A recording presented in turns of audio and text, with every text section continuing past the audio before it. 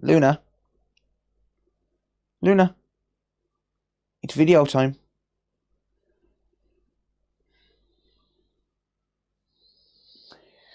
Well, I was going to do a repair, but the kitty won't let me sit down. Come on.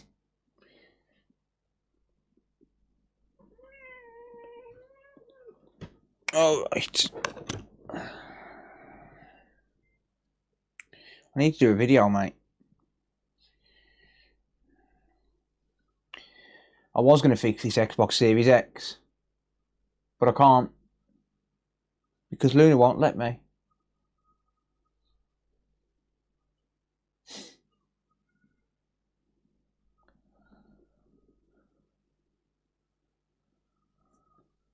Now we can get to work. Alright, hello everyone, welcome to another video. Today I'm going to be working on this Xbox Series X.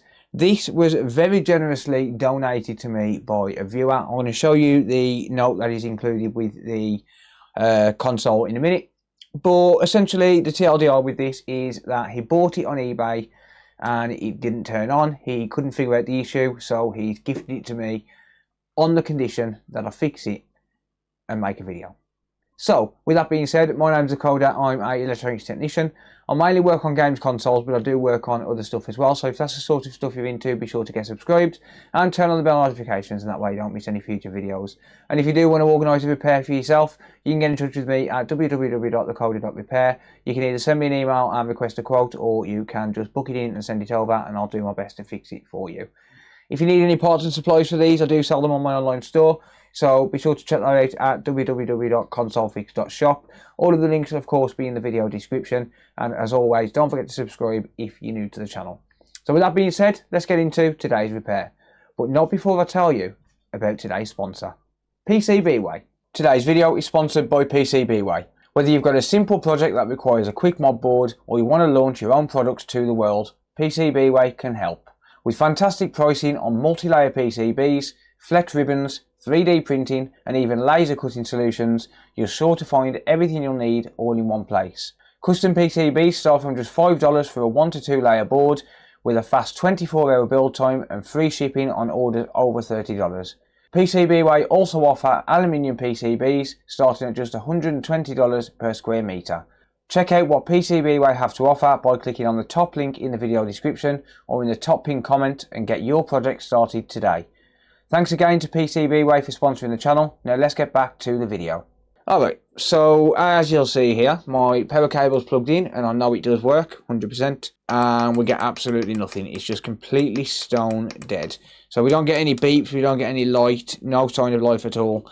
And I know the power cable works, so it's not that. So the good news is this is completely dead. When we've got a console where it'll beep and attempt to turn on but doesn't turn on, that can be a lot more challenging than, for example, a completely stone dead. And I know that sounds weird, but trust me, it's really not. And the reason for that is because when it's a beep on beep off issue, a lot of the time it can be down to some random component on the board. It can be down to, for example, failed RAM, a failed SSD. You know, there's all sorts of things it can be. But when it's completely dead, when it's stone dead like this one is, it's normally a short on either the 12 volt rail, the 5 volt rail or the 3.3 volt rail. So basically the console needs the 12 volt rail so it can supply the other rails. So everything stems from 12 volts. So it needs 12 volt first. It then needs the 5 volt rail, and then the 3.3 volt stems off the 5 volt rail. 3.3 volt is what's required for the power button. So if we've got, for example, no 3.3 volt, then it could be, you know, a short on the 12 volt, it could be a short on the 5 volt. If we've got no 5 volt, then it's very unlikely going to have a 3.3 volt rail, because like I said, it just stem off the 5 volt rail. So anyway, I'm going to stop waffling. Let's just read over what the viewer has said. So it says, "Hi Phil / Hakko. I bought this Xbox Series X off eBay over a year ago to try and fix it. It was advertised as not turning on, but it didn't turn on at all when it arrived, so I opened it up and tested the 12 volt, 5 volt and 3.3 volt rails. So it seems like he's obviously been watching my videos and yeah, he seems to know what he's doing. So it says there didn't seem to be any power getting to the rails, so I've got a replacement power supply and tested that. The power rails were now at the right voltages, but it still wasn't turning on. I noticed some capacitors seemed to be missing or damaged on the Southbridge board, and when I tried a different Southbridge board, I got a light on the power button, but it turned off soon after, and there was no display on the screen. I'm thinking there are more issues on the Southbridge board, so I stopped working on it and I've left it alone since. I'm hoping you can either fix it or use the console for parts, so I'm happy to donate it to you and hope it ends up in a video. Well, here we go. Finally got around to doing it. I'm sorry it's taken me a little bit long. But I've been a supporter for... I've been a long time supporter of the YouTube channel and I love your videos. Cheers, Sufyan. Sorry if I butchered your name there. Sufyan. I apologise. But huge thank you for sending me this. I really do appreciate it. I'm always happy to take gifts and stuff that I can use to make videos. Doesn't matter what it is. If you've got something that you don't want to get fixed for yourself, either because it's not economically viable or something like that, and you want to send it in just for, you know, just to see if it can be fixed and just donate it, then I'm always happy to do that. And of course I'm always happy to take on repairs for other people as well, because that is my full-time job. So yeah, let me just talk a little bit about what's actually going on here. So one of the issues here is that the sender has said that he has tried another Southbridge board. Now, that would be all well and good for testing, but the problem is the Southbridge board is paired to the main board. So what you need to do when you actually try another Southbridge board, you need to swap the BIOS chip from the original board over to the working Southbridge board, because that is basically the chip which is paired to the APU. So it's got like a security key which needs to match up. It's the same on the Nintendo Switch, for example, with the eMMC, the storage chip. There's a security key on the BIOS chip, and that needs to match up with the security key on the APU. And yes, it's annoying, but it's just one way that Microsoft stopped us from repairing these. So you can't just hot swap the the Southbridge board and put another Southbridge board in. It's really, really stupid, I know, but that's just the way it is, unfortunately. But yeah, it's never going to work with a random Southbridge board. It has to have that matching BIOS chip. It's the same with the SSD. If there's no SSD in there, then it's going to have another issue, because obviously it's not going to be able to boot up. And you can't just put another SSD in there, because that SSD also contains another security key, and that has to match up with the APU. So yeah, it's part pairing is really, really annoying, but it is one of those things. So what I think I'm going to do is I'm going to strip this down and I'm going to take a look at it and see if I can see the issue what the viewer has described here on the Southbridge board. I'll take a look, I'll inspect it, I'll see if I can fix that issue. If not, I could always try another Southbridge board and show you how to actually repair that Southbridge board so as it actually works with this APU board, right? And that may be something what might, help other people out in the future. So yeah, I'm going to get this thing apart, and I will obviously pick up the video once I'm inside and able to do further tests. Alright, so I'm inside the console now. I've got it apart enough to test. So what I can do then, first of all, is just test the actual power supply itself, just to make sure that works. I know the customer says, sorry, not customer, I know the sender says that it was tested and confirmed working, but yeah, I'm not sure, so I'm going to double check. I don't know if they put the original power supply in, so yeah, let's just take a look. Okay, so I do get 11.8 volts on the power supply, which is perfectly normal. I know I say it's 12 volts, but you do get a little bit of voltage drop on these power supplies. So, yeah, 11.85 volts is absolutely perfectly normal. So, I know the power supply is good. So, we're going to have an issue with either the Southbridge board or the APU board, one of the two. And there's a way that we can verify what's actually going on. What we can do is we can connect up the power supply to just the Southbridge board, and we can attempt to turn it on. And if it beeps, then the chances are the Southbridge board is fine. If it doesn't beep, then chances are the Southbridge board is not fine. So here I've got a replacement Nexus board. So Nexus is the name of this little PCB here. That's what Microsoft called it. and it's got the power button and the eject button on there. So basically we can connect that up like that, and then we can connect up the power supply to just that board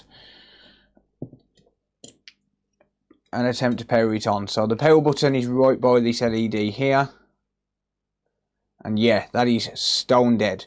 So that Southbridge board is definitely faulty, so we need to find out why. So I'm going to skip looking at the APU board for now. I am just going to check, yep, just confirm the SSD is in there just in case, because otherwise it'll be a waste of time fixing this board. So yeah, let's take this Southbridge board off and I can investigate further. Okay, so there's the board out of the chassis, or off the heatsink rather. So we can get rid of this, and then I can go under the microscope and just take a closer look at what's going on with this particular board. So I'll just remove those cables. There we are. And let's have a look. So the first thing I'm going to do is just go up into this corner here, and I'm going to check this capacitor right here and see if there's a short on it. So this is where the Nexus board connects to. So if I just unplug that there like that, you'll see it's actually called Nexus. Like I said, that's just Microsoft's code name for it. But what I can do is I can just connect up to continuity mode on the multimeter and just check this for shorts. So continuity mode is going to beep when we've got a completed path. So for example, from there to the bottom of this capacitor should beep, and it does, and we get no beep on the top. That's good. That means there's no short on that cap there. So I'm just going to check some more capacitors around here. We don't have a short on the fan connector. Do we have a short directly on the 12 volt rail? No, we do not. So ignore that initial beep. It's just because there was a little bit of power in it. And I realise I'll say that and I'm out of focus there. But yeah, no short on there. So we don't have a short on 12 volts. That's fine. Apparently there's an issue with some more of the caps. Let's just have a look over here. So I am touching ground. So there's ground. No short there. No short there. So these are common areas which I'm testing here for shorted components. Okay, there's no shorts anywhere around there. Okay, not finding any shorts there. How about around here? No. So this is for the disk drive, this circuit here. No short there. No short there. No short. Okay.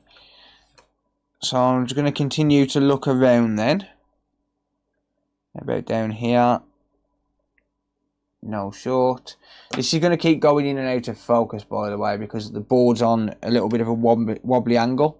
So it's very difficult to keep it in focus. So if it does go out of focus, I apologise. Let's have a look around this area here. No. No. No. No. No. No shorts around there. Okay. The NCP 186, that's a common area for failure.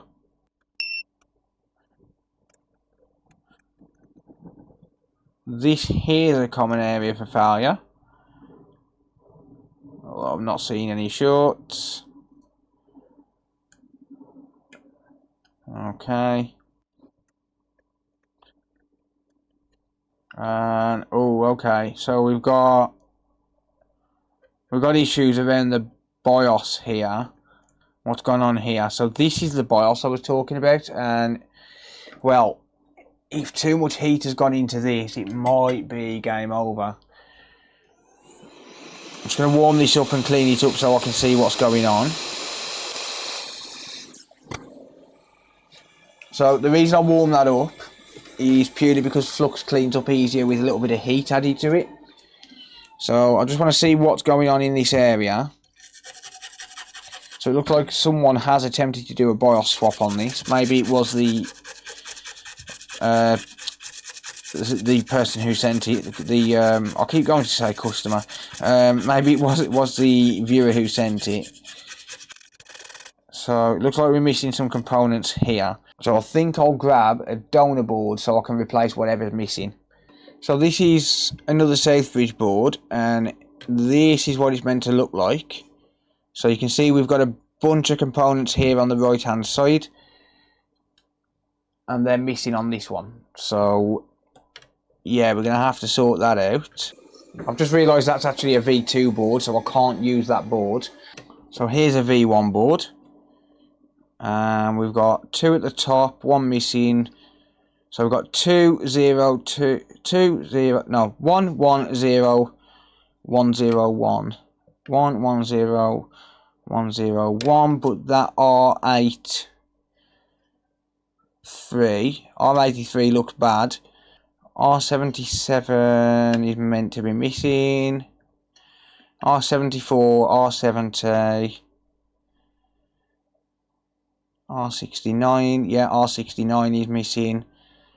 And then we've got a cap C285 missing.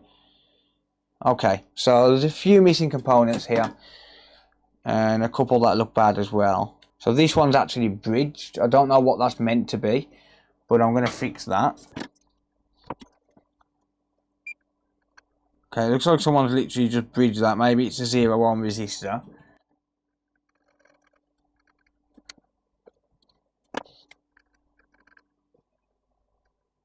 Alright.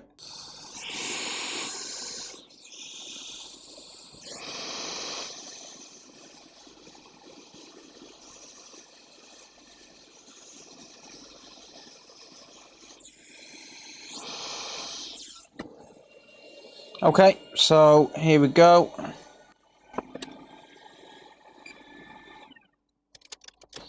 I'm just going to touch up these solder joints on the BIOS chip. So one important thing to note here is that the BIOS chip is needed for it to even attempt to power on. So if that's missing, or if there's a component missing which is stopping it from talking with the Southbridge, it's not going to attempt to turn on. So there's those components replaced. So I'm going to do the same thing again now. I'm just going to attempt to power this on and see if it tries to boot up. Okay. No, nothing. Stone dead. So let me show you what I mean by it should attempt to power on. I think I'll have to do it on this one. So this is a V2 board, but that doesn't matter, it's fine. So if we just plug that in there, and we plug in the Nexus board. Oh, that board's dead as well, typical. If I unplug this, plug it into there. So I've got another board here, but it's got no connector on it. But yeah, this should, there you go. So it should attempt to boot up with the console, with the Southbridge board unplugged from the main board, right? So yeah, it's obviously not doing that. So if I grab this back, so this is the console that's been sent to me. If I put my Southbridge board on that, it will probably attempt to turn on now, but it won't actually boot up because, like I said, the Southbridge board is paired to the APU board. Yeah, so obviously it does attempt to turn on, but it can't, right? So we need to find out why. We need to find out why the Southbridge board isn't working. I can probably find another Southbridge board, but I'd rather try and fix this one if I can. So let me just get rid of this and put that with my console, or my my board here. So yeah, let's just pop that to one side. We don't need to work on the APU board. I know that's, well, that's perceived to be working. That's the wrong board. That's a donut. It's this one. So this is the board we're working on. So I'm just going to check some test points here and just see if we've got a short on any of them. So I'll start here with 3.3 volt. No, no short. What about 5 volt? No short. 1.1 volt coming from the Southbridge. No short. 1.1 volt for standby. No short. 1.8 volt for standby, no short. 12 volt, no short. 12 volt gated, no short. Yeah, we've got no shorts on this board. Honestly, I've got a feeling this is either one of two things. Oh, hold on. Right, we have a bunch of components damaged around here. So I was going to say I think it's either the south bridge or I think it's the BIOS chip, but I don't think it's the BIOS chip. I think it might have something to do with this. So I've come across this before where I've had damage in this area. It looks like, has someone changed the Nexus connector at some point? Yeah. So it's had a replacement Nexus connector and they've knocked a bunch of components on the bottom. That's what it looks like happened here. Maybe. Is the Nexus connector good? Seems to be. Okay, well, let's focus on this area here then. In fact, let's inspect first and see if we can find any more faults. So I'm just going to go through the board. I'm going to give it a quick scan on this side. I've already scanned the other side, so I'll just give it a quick scan on this side, see if I can see anything. I don't see much. So the only damage I'm seeing is around here, so I think what I can do is just rebuild this area, or reflow this area so as all the solder joints are making a contact. Just make sure that this area is all clean. So this is all actually power button related.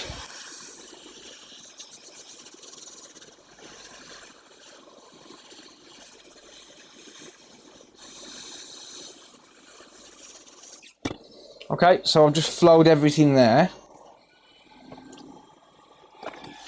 And just straighten up a couple of these caps.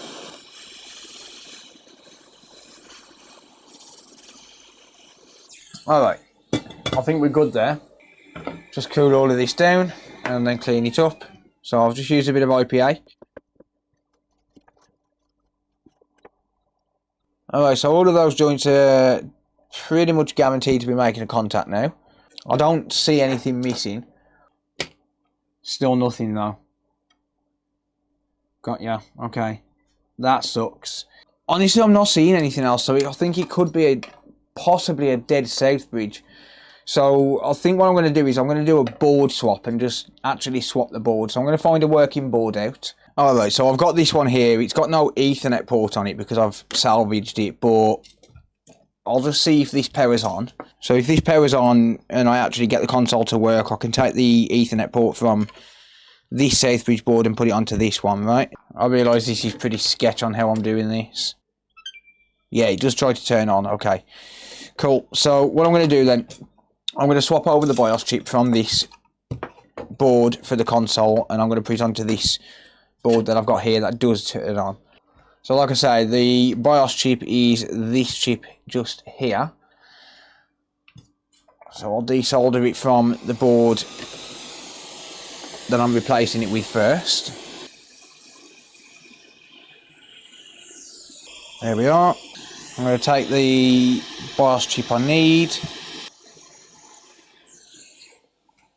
Okay.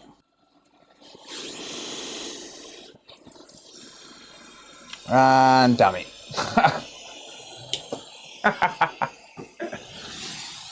I've just picked up the wrong syringe. That's conformal coating, not flux. Don't think that's going to help me to to solder a chip on. Oh dear me. Sometimes I even question myself. Alright, let's pick up the correct syringe.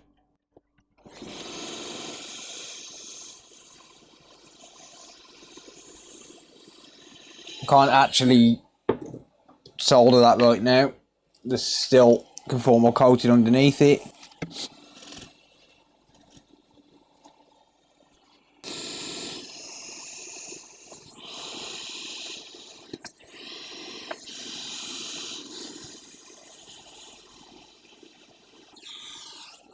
Okay, there we go.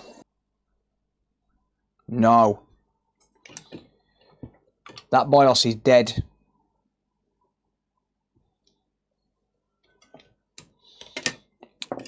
That sucks. The BIOS is completely dead by the looks of it. unless I've just damaged my Nexus cable. So I'll take the Nexus cable out of here. I left it on. I left it connected up while I was using hot air, so I could have damaged that ribbon. Doesn't matter, I've got loads of them, so it's no an issue. I'll just take this Nexus board for now. Let's give that a whirl. No, that BIOS is dead. Oh, that's not good. That's not good at all. Okay, so we have one option here, and that one option is going to be to try and read the BIOS and copy over to another one. That sucks. So that's the reason that this console doesn't work, is because the BIOS is dead. That's unfortunate. Alright, so let's just have a look. So we're going to go for, well, we're going to try and find U25. And page 1 of 4.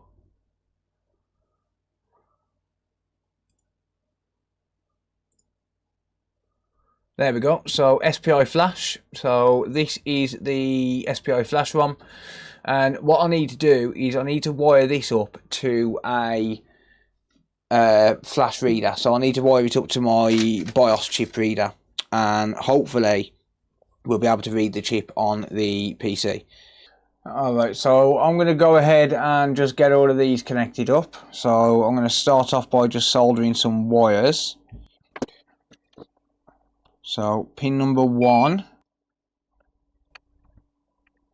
Yep, so there's pin number 1. And what I'm going to do for now is just create some wire runs and just trim it off basically, and then I can just trim it all properly in a little while. So I'll just start off just by soldering the wires, and I'll just trim them all basically.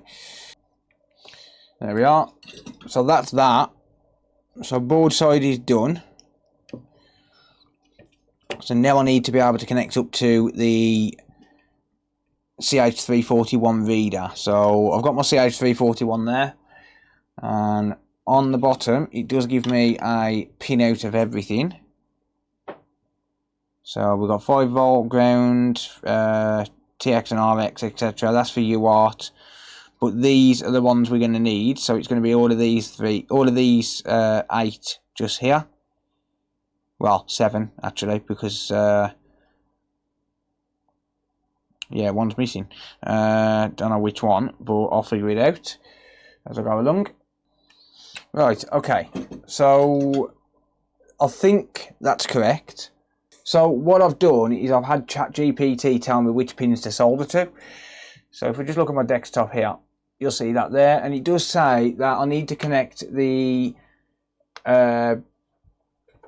VCCs via a 10k resistor. So I'm not sure if the 10k resistor is needed for the CH341, but I think to be on the safe side I'm going to do that. So I'm going to find a 10k resistor and I'll solder that on. Alright, that is not the greatest connection at all, but it is, well, appears to be connected. But yeah, it's not the best connection in the world, but it's only temporary, right? Trust me, it's not easy soldering to the end of an 0201 resistor. But I think that's good. I think we're connected up there. So that looks like an absolute rat's nest, but hey, if it works, then great. But is it going to detect on the PC, on Neo Programmer?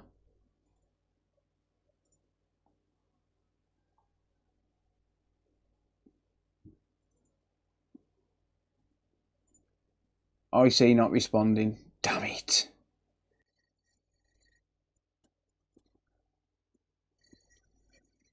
That sucks, because unfortunately that means that this console is probably dead. The BIOS chip itself isn't working at all, and that is absolutely confirmed. The console does attempt to boot up with another board installed, which means that obviously the issue is on the Southbridge board, and then obviously installing the BIOS chip onto a non-working board.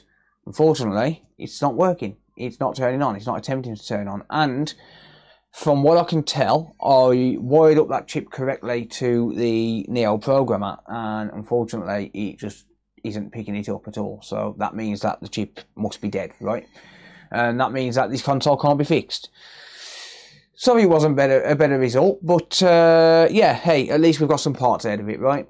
And there's plenty of parts which can be used, which you can find on my online store, consolefix.shop. Thank you very much for watching. I really do appreciate it. A big thank you to Sufyan for sending it over. I apologise if I butchered your name. I really do appreciate it, and like I said, the parts will come to use. I do need a power supply. I need one for my own console because I sold mine to a customer a couple of days ago.